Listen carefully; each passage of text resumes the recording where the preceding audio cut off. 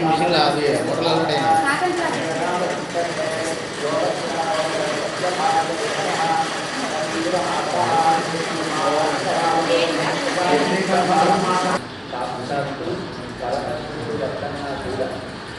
తన తల్లి అయినటువంటి తండ్రి గారైన తండ్రిని